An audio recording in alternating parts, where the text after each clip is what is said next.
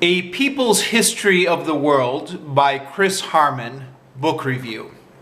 So I saw this book in the bookstore and I had never heard of it before. I was, however, familiar with A People's History of the United States by Howard Zinn, and I assumed that the books were somehow connected. I guess maybe I should talk briefly about A People's History of the United States by Howard Zinn. If you're not familiar with it, this book is a classic, at least in certain circles. It's a history of the United States, which is meant to be written from the people's perspective, you know, the workers, the laborers, the common everyday soldiers, as opposed to the way history is usually written, which is from the perspective of the government bureaucrats and the Congress and the president, etc. Or in other words, it's a leftist version of the history of the United States. And it's considered a classic in leftist circles. Now, I'm a bit of a history nut, and I'm a leftist, so it's one of those books that I really should have read. I'm ashamed to say I've never read A People's History of the United States, or at least I've not read it cover to cover. I've occasionally picked it up and browsed through it when I'm in the library or at a bookstore. At one point I had a friend loan me a copy. He insisted that I read it, so he loaned it to me, and I just had it sitting in my apartment for, I don't know, half a year or something. And I would flip through it, I would read parts of it, but I just never got into reading it cover to cover. Which I know, I really should. And in fact, it is still on my list of books to track down and read someday. But for the moment, I never really got into it. And I think the reason I didn't really get into it is because I love history, but I tend to gravitate more towards history as a story type books. You know, like I like biographies, like to intimately get to know a historical figure. Or when I do read a history book, I like to get into like really one event and get to know like all the characters in this one event. I don't like this kind of analytical history, you know, where you just talk about the broad trends of history, or where you talk about... I don't like it when you kind of get rid of all the names and faces in history and just talk about like the broad trends or the statistics or stuff like that, which unfortunately tends to be somewhat of how history from the left has traditionally been written. But I much more prefer narrative history.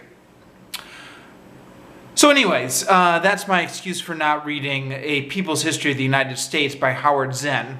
I found this book in the bookstores, and this one is called A People's History of the World. And I thought, all right, okay. So first Howard Zinn did American, and now this is going to be the whole world. And it's going to be a companion piece to Howard Zinn's book. And I picked this up, and it's rather strange. I expected, like, in the very first pages or in the preface or something, the author, Chris Harman, would say something like, I'm greatly indebted to my friend and colleague Howard Zinn, or, you know, I'm taking A People's History of the United States as my inspiration. But there's just nothing. Like, nowhere does the author, Chris Harman, anywhere in the book, acknowledge that Howard Zinn or A People's History of the United States even exists. And I have no idea why this is. It seems like a very strange omission. Now the copy I got, on the back cover, there's a little blurb from Howard Zinn recommending the book on the back cover. And apparently, according to Wikipedia, Howard Zinn approved this book. So there's love from Howard Zinn's side. But the author, Chris Harman, nowhere in his book acknowledges Howard Zinn. There's no indication that Howard Zinn even exists inside the book. I don't know why that is. That's strange. Anyways, I said that I never really got into A People's History of the United States, but People's History of the World excited my imagination a little bit more. And the reason being, at least at the stage of my life when I came across this book, and by the way, this is 10 years ago. This is one of my scripted book reviews when I go back and reread one of my old book reviews from the blog. About 10 years ago, the state of mind I was in, I was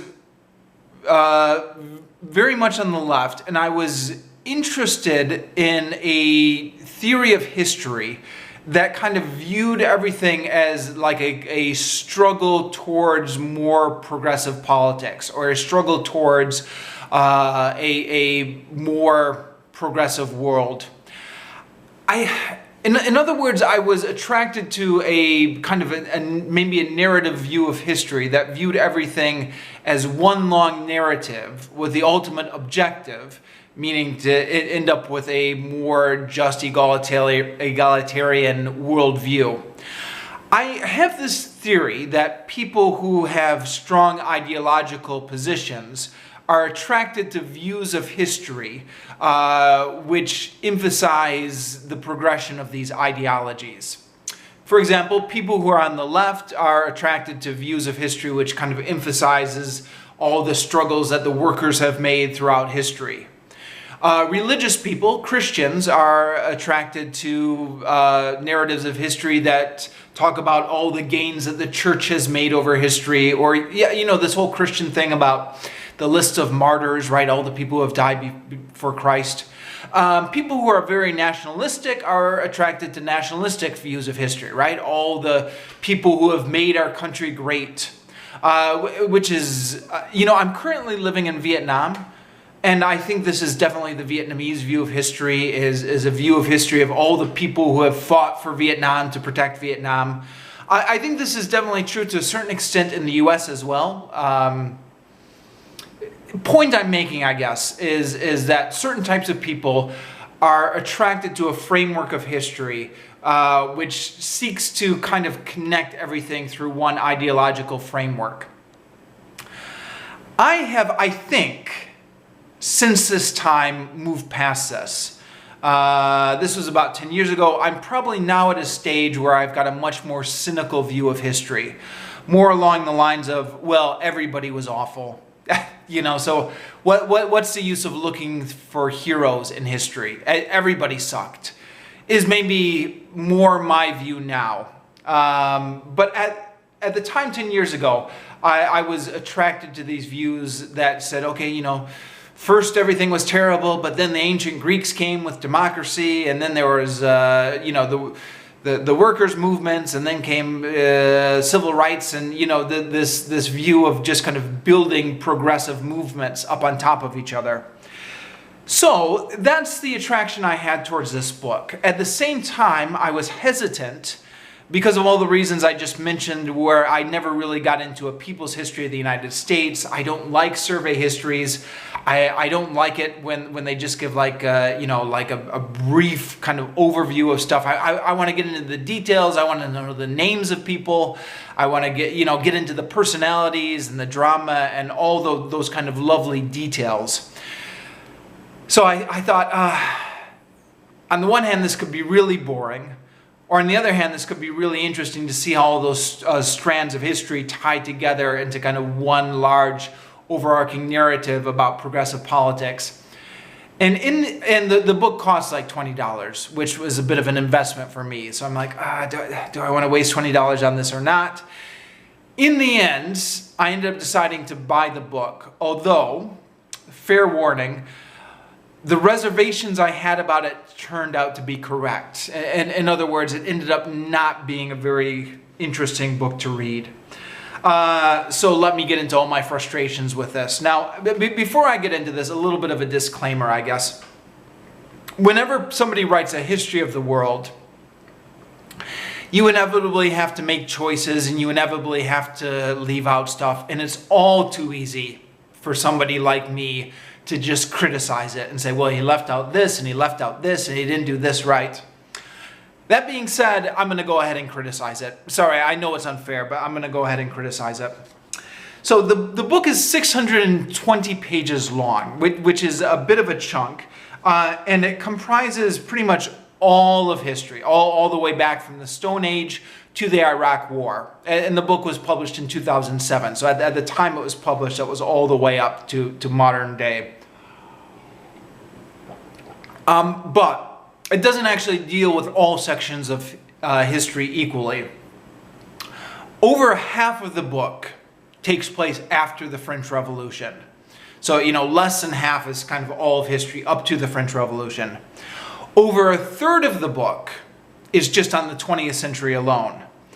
So if you're doing the math here, that means that the first 3,800 years of recorded human history is really not getting covered in a lot of detail in this book.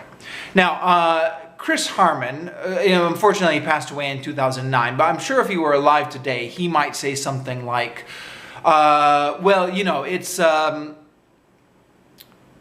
the more recent the history, the more important it is, the more influence it has, so it's only right that we spend longer on the more recent periods. To which in response, I would say, well, don't write a history of the world then. Yeah, if that's what you want to do, just write a history of the 20th century and maybe do like a prologue on the history of the world. Because it's one of those things where if you're not going to bother to do it right, then why bother to do it at all? The first half of the book is really just boring. He doesn't get into any interesting detail about anything. He doesn't cover anything in enough depth to make it interesting. It does, to be fair, it does start to get more interesting from the French Revolution. So once we get to the French Revolution, then a lot more names and personalities and stories start popping up in the book.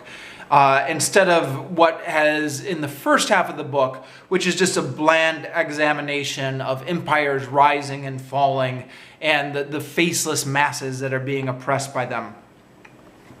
Now the pity is, it did not have to be this way. He's treating it like, well, nothing interesting happened in ancient Greece. But there was a lot of interesting stuff that happened in ancient Greece. If something I'd recommend, actually, you can find this on YouTube, the Yale Open Courses, Donald Kagan's lectures on ancient Greece. Now, Donald Kagan is not a leftist by any means, but he really gets into this. The class struggles that were going on in ancient Greece, the political struggles, the different ideologies that were clashing, and the various struggles that were going on in Athens to first establish this democratic government and then keep this democratic government alive in the face of all the challenges that it was facing, both internal and external. It is fascinating stuff, and that's the kind of stuff that could have been included in a people's history of the world. Likewise, the Roman Republic, which Chris Harman does not spend any time on, but there was fascinating class battles going on here between the plebeians and the patricians, and the last 100 years of the Roman Republic especially. There were gangs of urban poor, and there was populist politicians, and there really kind of intense class warfare for the last 100 years of the Roman Republic until it all fell apart. And that's the kind of thing you could get into in a people's history of the world. He doesn't. He's not interested in any of this stuff. I could go on about this for a while, but I'll give one example.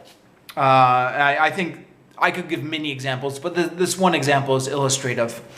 So, with the establishment of the Roman Republic, it's obviously a little bit murky what's mythology, what's legend and what's history. But the story we've got passed down to us from the Roman historian Livy is that the Romans had a little mini revolution. They got rid of their king, and the king ran off to the neighboring kingdoms, and all these kings were interrelated by marriage, of course, like they always are. And then the neighboring kings were absolutely appalled at the idea of a republic being established right in the middle of central Italy. So they were like, no, you're not going to establish a republic here. We don't want our citizens getting any ideas about self-government because we've got a republic here. So we're going to form a coalition of all the kings, and we are going to crush your little republic, and we are going to put the king back on the throne in Rome. And that way this idea of republicanism is not going to spread towards the people in the neighboring kingdoms. That was the idea. The Roman Republic beat them back. Now, the French were very obsessed with this story during the French Revolution. There was even a name for it. Historians call it the cult of antiquity. The French were so obsessed with this story because the exact same thing happened during the French Revolution, right? The French had their revolution. They got rid of the king. All the king's relatives and all the neighboring kingdoms are upset. And plus, they want to nip this idea of republicanism in the bud. They say, no, you're not going to establish a republic. This is not, if we have one here in France, it's going to spread to the rest of Europe. So then all the neighboring kings invaded France during the French Republican Revolution, which is why the French loved the story of the Roman Revolution so much. And this would be the perfect kind of parallel to bring out if you wanted to establish narrative threads in history about how, progressive movements repeat itself and these kind of same struggles go on. And the same struggles that the Roman Republic had was the struggles that the French Republic had. That's what he should have written about, Chris Harman. He completely drops the ball on this. He gives one sentence to the Roman Revolution, which is, quote, here's the sentence, quote, "The Romans threw out the Etruscans at the end of the 6th century in 509 BC, according to Roman tradition, established a republic and embarked on a long process of military expansion." And that's all it gets, just that one sentence. And it's like, what's the point of me even reading this if he's not going to do any interesting analysis of the ancient history, if that's all he can do? I mean, really, it's just so boring reading his analysis of ancient history. And granted, he does spend most of his time on modern history, but, before he gets to the French Revolution, which is obviously what he's really interested in, there are 277 pages on the history up until then, which is not nothing. That's a bit to wade through. And that's so boring to wade through it. I think what he should have done is either he should have made the book much longer, or he shouldn't have dealt with the ancient history at all. Now, up until he gets to the Socialist Movement, Chris Harman is just critical of everything. And fair enough, there is stuff to be critical of all throughout history. Even the types of people we leftists usually hold up as heroes, like the peasants' revolts, and the slave rebellions, and the democratic movements in ancient Athens. They all had their shortcomings. But the annoying thing about Chris Harman's style is he's so concerned about telling you about their shortcomings that he completely forgets to highlight their accomplishments. And again, I guess I mentioned I was attracted to this book, or I wanted to buy this book, because I was looking for a thread of kind of progressive, the history of progressive movements. But instead, all you have is Chris Harman saying, no, that was bad, and that was bad, and that was bad. And yeah, there are stuff to criticize, but you completely break the narrative momentum of this when all you can do is criticize it. You need to acknowledge its shortcomings, but you also need to highlight the accomplishments. And I think that's key of what needs to come out here, is he needs to highlight the accomplishments. So I'm going to quote again from the book. This is a section on ancient Athens, on Athenian democracy, and this is so typical of how the book writes. So notice that he briefly mentions it. Then once he's established it, he just goes into several sentences criticizing it, like immediately goes into criticism of it. And then at the end he kind of begrudgingly says, okay, it was a little bit better than what we had before. Typical of how the whole book is written. I'll read the passage to give you the idea. From page 67. In some states, most notably Athens, the pressure from below resulted in even more radical changes. The replacement of both oligarchy and tyranny by democracy. The word, taken literally, means rule of the people. In reality, it never referred to the whole people, since it excluded slave, women, and resident non-citizens, the metics, who often accounted for a large portion of the traders and craftsmen. It did not challenge the concentration of property and slaves in the hands of the rich either.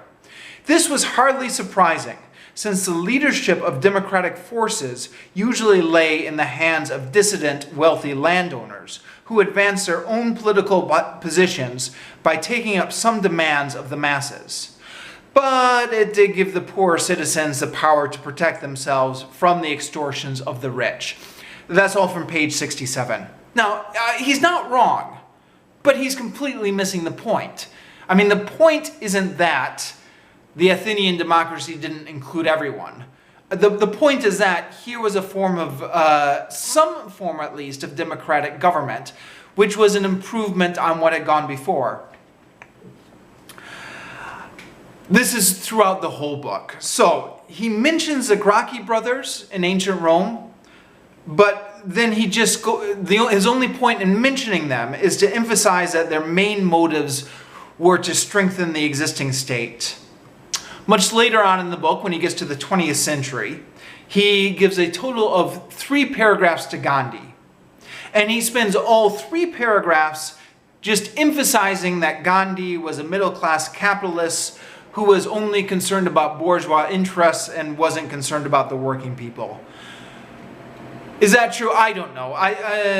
My review of the biography of Gandhi by, what was his name? Louise Fisher, I said that was certainly not the impression of Gandhi I got from that biography. I don't know. I'm no expert. Maybe it's true. But it's not the point of Gandhi's legacy, right? If you're only going to spend 3 paragraphs on Gandhi, the point of Gandhi is not that he was a middle-class capitalist who was only concerned with bourgeois interests. That's just a detail. That's not the point of his legacy. So you've got to read this thing where all he's concerned in telling you is just, oh, you thought this person was a hero, but actually these are all his faults. And you thought this person was a hero, and these are all his faults. And it's just, it's tiresome. Then he gets to the socialist movement. Now, this is where the partisan nature of the book really comes through. He does not give any criticism at all to the socialists. Marx and Lenin and Trotsky, he loves them all. If you look this guy online, he passed away now, but he was a member of a Trotskyist organization. I believe it was a Socialist Workers' Party. Actually, this is a bit of a digression, but I had some interaction with the Australian branch of this party when I was living in Melbourne, and I found them to be very partisan and factional and argumentative. I don't know if that has any bearing here. Maybe that's just guilt by association. I don't know. But yeah, my own background is I'm much more sympathetic to the anarchist wing of the socialist movement. And boy, oh boy, do the anarchists ever get the short shaft here. The Trotskyist bias is full on in display. So Bakunin does not get mentioned once. So there's no mention of Bakunin's name, no mention of the great schism in the International with the fight between Bakunin and Marx, no mention of Bakunin's theories. Proudhon barely gets mentioned. He does talk about the Proudhonist segment of the Paris Commune. Chris Harman does. Now, of course, he brings it up only to criticize it, but he does mention the Proudhonist segment. Likewise, the anarchist section in the Spanish Civil War, he brings up briefly just to criticize it. Kropotkin, the only time he brings up Kropotkin is to say Kropotkin joined in with the rush to war during World War I, which actually is true. Kropotkin, this was not his finest hour, but in the lead up to World War I, there was massive war hysteria, and Kropotkin got caught up in it, and he actually supported the war effort in World War I, which anarchists and socialists are not supposed to do, but he did.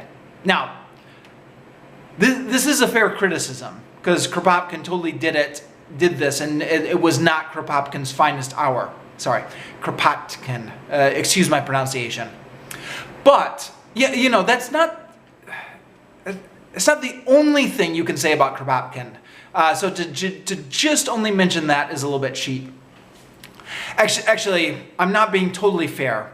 He does also cite Kropotkin's research on the French Revolution quite frequently. So when you read Chris Harman's analysis of the French Revolution, he seems to have borrowed it all from Kropotkin.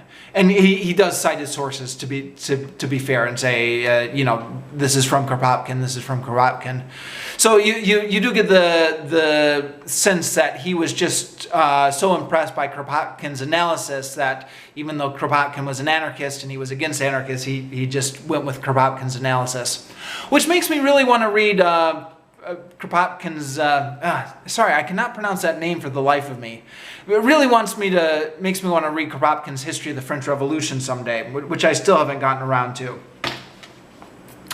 Okay, so that's him on anarchists. Now, when he gets to the socialists, he doesn't criticize anything.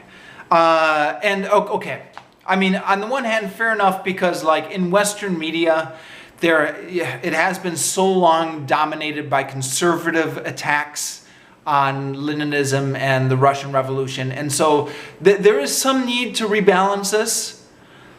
But there were also criticisms of Lenin from the left, which he totally could have mentioned, but he doesn't. I mean, Emma Goldman, my disillusionment with Russia, etc. Harman does acknowledge some early dissatisfaction with the Bolshevik regime among the workers, but he says this was just economic factors. So essentially what he says is the Bolsheviks gained control. When the Bolsheviks gained control, Russia was a very poor country and they needed some time to generate wealth before there was wealth to distribute. He says not everybody understood this and some people got impatient, and that's why there were some of these mini uprisings, workers' uprisings, also after the Bolshevik Revolution. What he doesn't mention is that some of these uprisings were also because of Lenin's curtailment of civil liberties. Lenin had abolished freedom of the press, and this played into the dissatisfaction of the workers.